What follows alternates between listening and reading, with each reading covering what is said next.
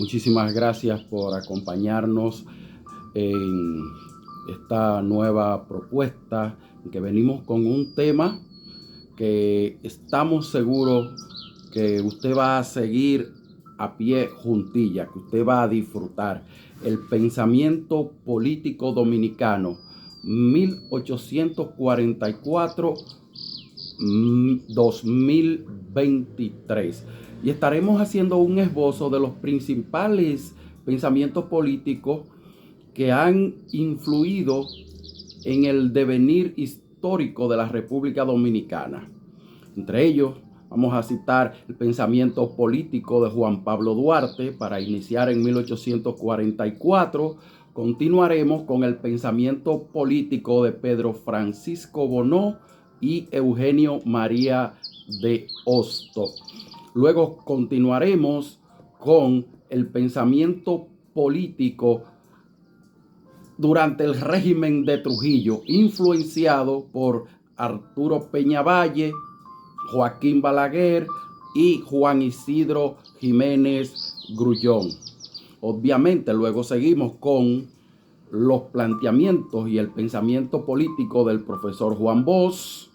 Seguimos con el pensamiento político de izquierda tras la revuelta de abril del 65. Y continuaremos con el pensamiento político de José Francisco Peña Gómez, el pensamiento político de Leonel Fernández y, por supuesto, usted quiere saber cuál es el pensamiento político del actual presidente Luis Rodolfo Abinader Corona. Empezando con el pensamiento político de Juan Pablo Duarte, la infancia de Duarte, sin duda alguna, tuvo que transcurrir escuchando de boca de sus progenitores narraciones terribles sobre la invasión de Dessalines de 1805 y sobre el largo sitio a Santo Domingo que puso fin a la dominación francesa de 1809. La proclamación del Estado independiente que incorporaba el territorio dominicano al proyecto bolivariano de la Gran Colombia en la independencia efímera de José Núñez de Cáceres y otros acontecimientos no menos importantes. Fíjense, Juan Pablo Duarte provenía de una burguesía, ¿verdad?, que permanecía en nuestro país, que hasta entonces no era República Dominicana, era, ¿verdad?, una potencia invadida por los haitianos y que ya había sido invadida por Francia, por España, en fin, etcétera. Bien. En su viaje por Estados Unidos, el viaje de Juan Pablo Duarte por Estados Unidos de América y Europa entre 1828 y 1831, así como durante sus exilios entre 1843 y 1844, 1844 y 1864, y 1864 y 1876, logró apropiarse de una sólida formación filosófica, política, jurídica, científica y literaria que le permitiría desarrollar una visión holística sobre el proceso de liberación a desarrollar ante la dominación haitiana o cualquier potencia que pretendiese enajenar, aunque fuese un ápice, cualquier parte del territorio dominicano. A partir de la incorporación a su acervo de los elementos más positivos del romanticismo idealista que pervivía en ese tiempo, del liberalismo inglés, de la ilustración francesa y española, del municipalismo imperante en Barcelona y del cristianismo comprometido que siempre abrazó, Duarte fue forjando su propia plataforma filosófica, política y jurídica revolucionaria que le serviría de base a su inmenso proyecto de liberación nacional en pos de la conformación de lo que hoy es la República Dominicana, un país libre, independiente, soberano, democrático y participativo. Juan Pablo Duarte utilizó para la Trinitaria el método masónico, porque unas organizaciones que buscaban sacar lo mejor del ser humano. Juan Pablo Duarte se inspiró en los derechos fundamentales del hombre de la Revolución Francesa. Juan Pablo Duarte se inspiró en el poder del gobierno municipal en el que creía. Por eso hizo una propuesta de un cuarto poder, el poder municipal. Pero sobre todo, sus ideas románticas lo llevaron a creer que sí, que aquí podía darse una lucha libertaria, y estaba dispuesto, al igual que los grandes románticos de su tiempo, a ofrendar su vida en pos de la libertad. Juan Pablo Duarte bebió de los demócratas de la Ilustración, ¿verdad? Incluso Juan Pablo Duarte bebió de la propia independencia de los Estados Unidos, señores, de esos ideales, de ese institucionalismo, de ese constitucionalismo que de hecho Juan Pablo Duarte propuso la primera, ¿verdad?, versión de una constitución que habría de regirnos. Fue por eso que Juan Pablo Duarte fue quien nos hizo como nación. Todo lo que de institucional nosotros tenemos fue inspirado y devino desde el pensamiento político, filosófico de Juan Pablo Duarte. Ahora pasemos, ¿verdad?, al pensamiento político de Pedro Francisco Bonó, contrapuesto al pensamiento político de Eugenio María de Hostos. Mire, hay 4 dualidades empleadas por Bonó en su examen de la sociedad. Una es ciudad versus campo, clase directiva versus clase trabajadora, clase intelectual versus clase manual y capital versus trabajo o mano de obra. Mira, pese a que Eugenio María de Hostos declara influencia positivista y Bonó no coincidieron en sus apreciaciones sobre el modelo desarrollista que más convenía a la República Dominicana, ello no impidió que se elogiaran recíprocamente en varias misivas. Hostos llega hacia 1875 por Puerto Plata y en su ideal reformador positivista establece y desarrolla, en alianza con Luperón y su Partido Liberal, como ya habíamos acotado en otro video, establece la escuela normal. Hostos está convencido del papel básico de la educación en la regeneración social del dominicano, pero sostiene, contrario a Bonó, que ese ciudadano que hará del nuestro un país desarrollado solo se forjará en el entorno de la modernidad que iría a propiciar la inversión extranjera. Hostos cree en el capital que viene incursionando desde las décadas del 70 del siglo XIX en la industria azucarera y está del lado de los que sugieren producir a gran escala cacao y café. Por el contrario, Bonó discrepa del modo en que viene reorientándose esa economía con capital extranjero. Para Bonó, esos capitales lo que crean son falsas ilusiones, espejismos en los fulgores provenientes de ferrocarriles y maquinarias modernas. Y en cuanto a suplantar el tabaco con otros productos, reacciona en tono jocoso. El cacao es oligarca y en cambio el tabaco es demócrata, pensaba Bonó. Ya en el plano de manera más específica y concreta político, al igual que Hostos, Bonó es liberal. pero se aparta rotundamente de la noción liberal positivista de progreso. Y es que el progreso para Bonneau no es tal hasta que se verifiquen sus resultados en el ámbito de la justicia social. El progreso, piensa Bonneau, debe medirse en la promoción y redención de la clase trabajadora. Para Bonneau, por vía del capitalismo extranjero, a lo que se ha llegado es a la traslación a título casi gratuito de la propiedad del Estado en manos de nuevos ocupantes encubiertos bajo el disfraz del progreso.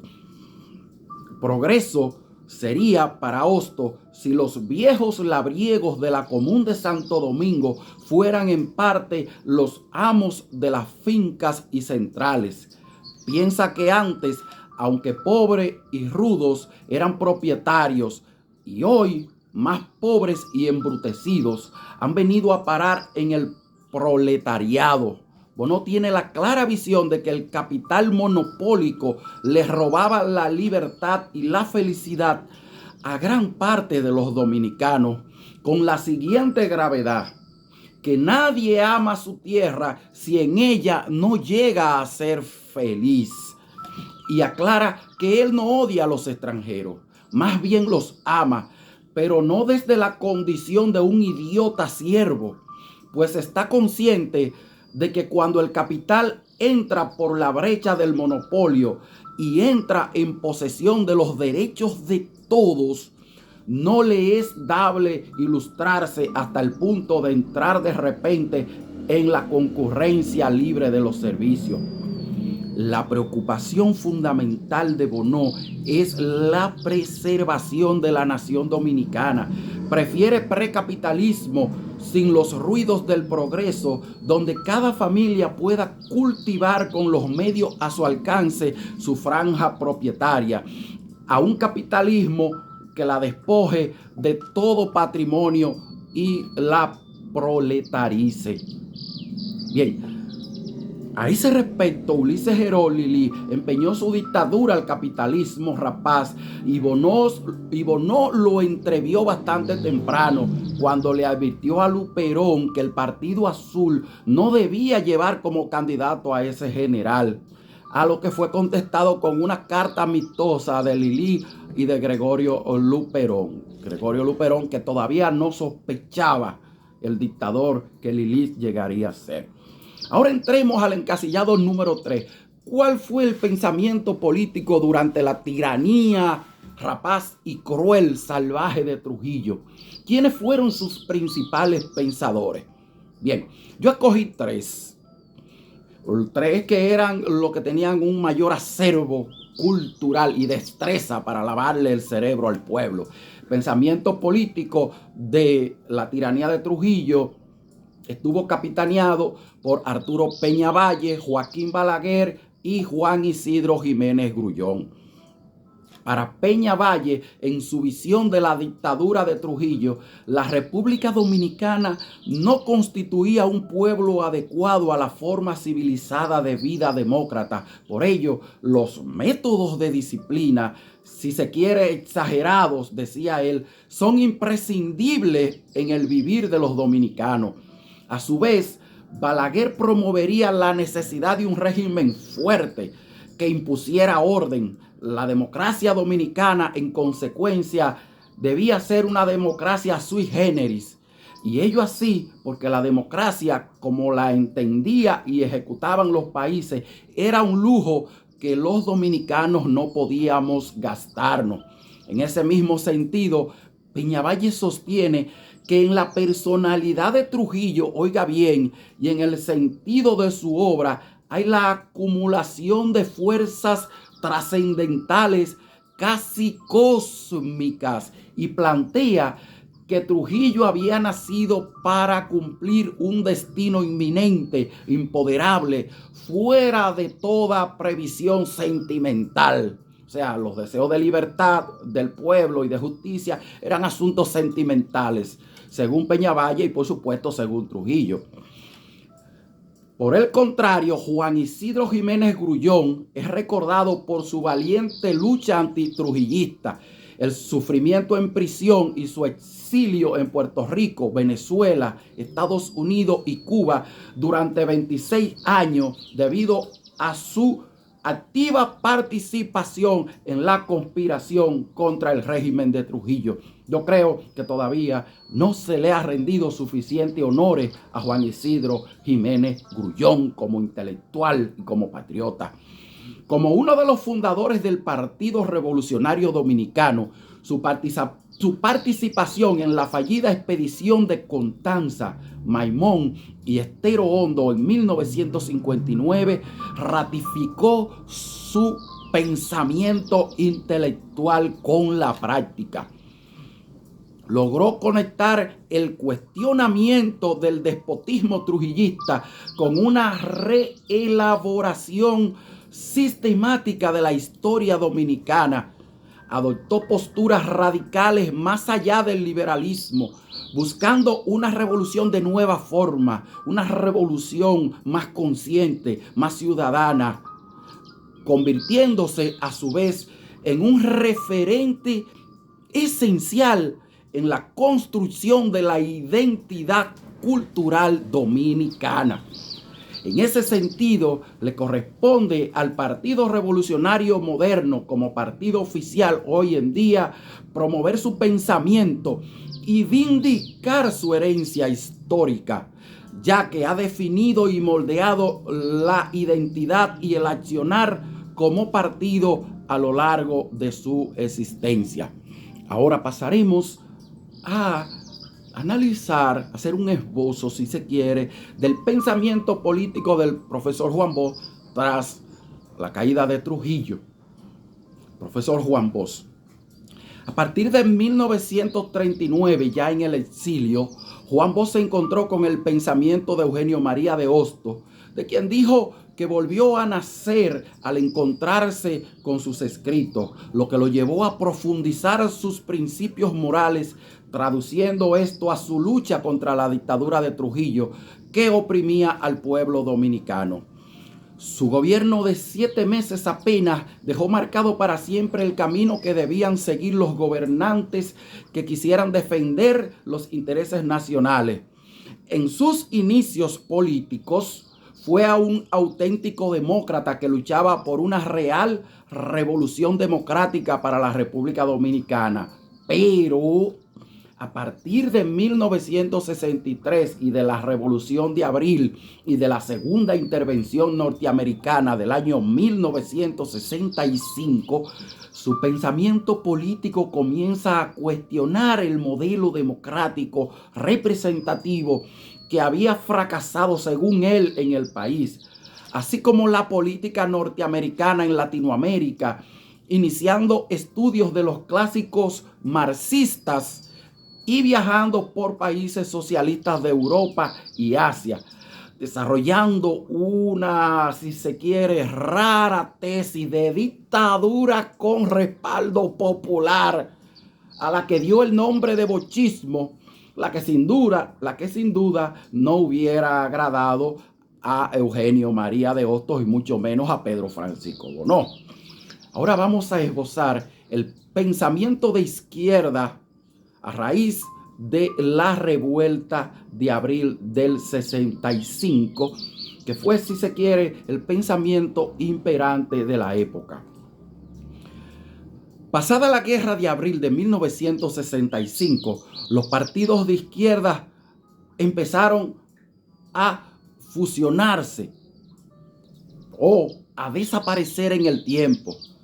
Desde aquellas organizaciones, nacía como el criterio de diferentes tendencias ideológicas: la maoísta, la marxista, la leninista, la estalinista, la trotskista, entre otras.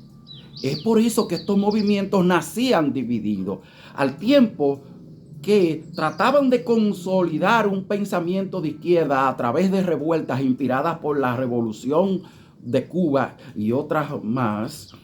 Tenían una clara tendencia a la división que no les permitía afianzar y educar el pueblo en un pensamiento de izquierda. A partir de estas diferencias ideológicas, tenían un solo objetivo común, como ya les dije: la toma del poder político y la transformación del Estado. En muchos casos creían hacerlo a través de las revoluciones que pensaban que podían lograr en los años 70 y 80, como coyuntura internacional, específicamente en América Latina.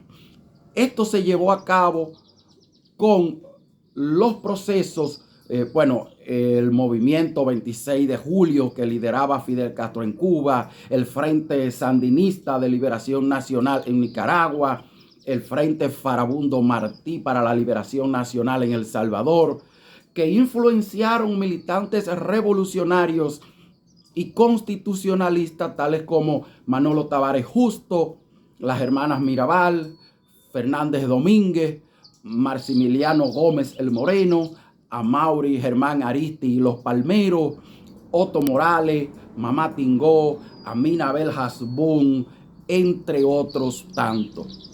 Ahora vamos a pasar a esbozar un pensamiento que a mí en lo particular me agrada, con el que yo me identifiqué bastante en los años 80 y 90. El pensamiento político de José Francisco Peña Gómez, larga vida y honra su memoria.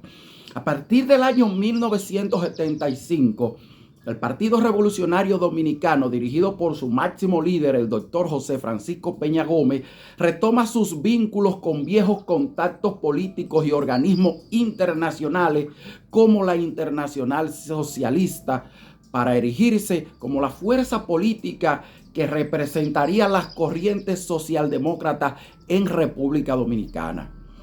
La socialdemocracia, aunque de orígenes marxistas, encabezada inicialmente por partidos políticos obreros, participa en el juego de poder de la democracia liberal. Así, el parlamentarismo y el electoralismo se presentan como los campos de batalla de este movimiento, un socialismo liberador que convirtió a Peña Gómez en una especie de embajador sin sueldo del país, representándonos dignamente en todas las capitales con su pensamiento político e influenciando a otros países, al grado que llegó a ser vicepresidente mundial de la Internacional Socialista y presidente para América Latina. En este pensamiento, Peña Gómez acentuó su lema de primero la gente y la preservación de nuestros recursos naturales, así como una gran capacidad para aglutinar sectores de izquierda y derecha en torno a la causa de la libertad del pueblo dominicano, trascendiendo en el más grande dirigente político del siglo XX y dejando un legado de amor a las libertades y a la gente sencilla del campo y del barrio que no ha sido olvidado al día de hoy. Ahora pasaremos, a partir de los años 90, entraría en vigencia el pensamiento político de Leonel Fernández. Oigan bien, el pensamiento político de Leonel Fernández asimila el neoconservadurismo y el neoliberalismo utilizado mayormente por gobiernos considerados de derecha y de ultraderecha y algunos de centro derecha. El neoliberalismo ha recibido crítica de todos los sectores oligárquicos y académicos. Al respecto, el economista Joseph Stiglitz denomina al neoliberalismo fundamentalismo de mercado, ya que como ideología económica sirve a los intereses de una minoría, saltándose los controles y el funcionamiento de las democracias. El término es usado para referirse a cualquier posición que se oponga a limitar los mercados o reducir la intervención del Estado en la economía. En ocasiones el término se ha usado como descalificativo para personas que, como Leonel Fernández, después Danilo Medina y el Comité Central del PLD, arguyen en favor de una economía de mercado usando la palabra como sinónimo de corporativismo. especialmente el pensamiento, Leonel Fernández y su pensamiento han sido criticados, insisto, especialmente por sus componentes especulativos y su incapacidad para proveer respuestas satisfactorias a problemas como la inequidad en materia de salud, el estancamiento de los salarios, la deslocalización económica debido a la globalización, la pérdida de empleo y la inseguridad económica debido a la tecnología y la automatización. El PLD de Leonel Fernández, escuche, disolvió los círculos de estudios establecidos por Juan Bosch, hasta entonces única fuente de formación ideológica de ese partido, y mediante su Fundación Global Democracia y Desarrollo logró acercar el PLD a una generación de jóvenes menos intelectuales, a la vez que convirtió el PLD en un partido de masa y con un liderazgo personalista y, según diversas opiniones, neocaudillista, dependientes de las decisiones tomadas por su presidente y expresadas por los comités políticos y central. Otro error del presidente Leonel Fernández fue llevar a la presidencia a un candidato que no tenía los atributos para alcanzarla, como Danilo Medina. Pues hoy nos encontramos en un momento histórico en el que se puede ver con claridad diáfana aquel peligroso fomento de la mediocracia. El gobierno de los mediocres se habría consolidado como una clase dominante al servicio del poder, en el que se atacaban las normas decentes, la ética, se atacaba la lucha contra la corrupción, se atacaba la libertad de prensa, se atacaba la libertad de justicia, se atacaba la acumulación de riqueza fuera de sus propios partidarios. Bastaría conseguir el juego de ese sistema cuyo funcionamiento exigía una mediocridad expansiva capaz de expulsar del terreno a cualquiera con vocación de servicio y cualquiera que fuera realmente intelectual. Ahora bien, ¿cuál es el pensamiento político del presidente Luis Rodolfo Abinader Corona? Me la voy a jugar. Aquí va. Luis Rodolfo Abinader Corona, con una clara influencia de su padre Rafael Abinader y consciente de las aspiraciones de combate a la corrupción y de inversiones en las áreas de desarrollo que involucren todas las clases sociales del país, es decir, clase alta, clase media, clase baja, permite la tolerancia y la asociación de ideas, uno de los grandes atributos de su gobierno, una verdadera libertad de prensa y libertad de expresión de las ideas, así como de los derechos inalienables que tenemos nosotros los gobernados a expresarnos, a solicitar, ¿verdad? Y a ser asistidos por el presidente. En su visión del poder político existe un apropiado acercamiento con el pueblo, basado en la convivencia pacífica, el derecho a la disidencia, el libre acceso a los dineros públicos, derecho a educación, a vivienda, a bienestar económico, salud y sobre todo a la oportunidad de un trabajo digno y rentable que las instituciones públicas promueven. Además, el consenso y la pluralidad en un marco de confiabilidad estable, pues refleja el espíritu de la democracia. Fíjense, sus acciones encaminadas a dar soluciones a los problemas más acuciantes del país ante la multiplicidad de problemas que vive la actualidad, después de haber salido de una pandemia, de los avatares que provoca el conflicto por allá, por Ucrania.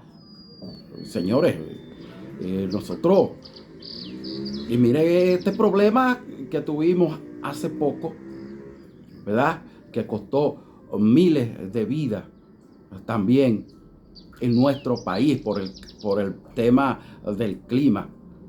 Su gobierno asegura una gestión soberana en la que la responsabilidad es compartida, creando grandes cadenas de realizaciones con tal de que el país no se detenga en sus metas, independientemente de los factores exógenos externos. Hoy en día, contra la estabilidad macroeconómica de muchos países de América Latina y Europa, el gobierno que dirige Luis Abinader establece y refleja un proceso de cambio para que las cosas mejoren.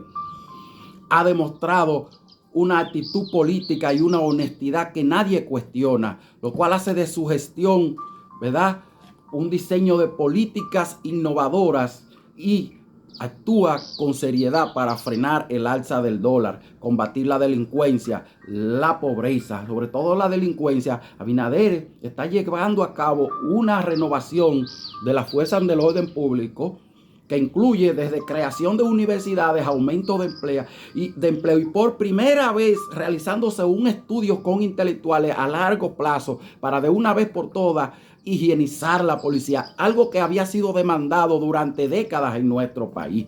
También hay que valorar su combate a la pobreza, paliar el problema energético producto de deudas atrasadas como consecuencia de la guerra de Rusia y Ucrania que ya yo les había mencionado. Pero sobre todo, no deja de ser uno de los puntales de luz de su gobierno su intención de que exista un ministerio público independiente, una verdadera libertad de justicia, como se ve ahora durante la escogencia del Tribunal Constitucional.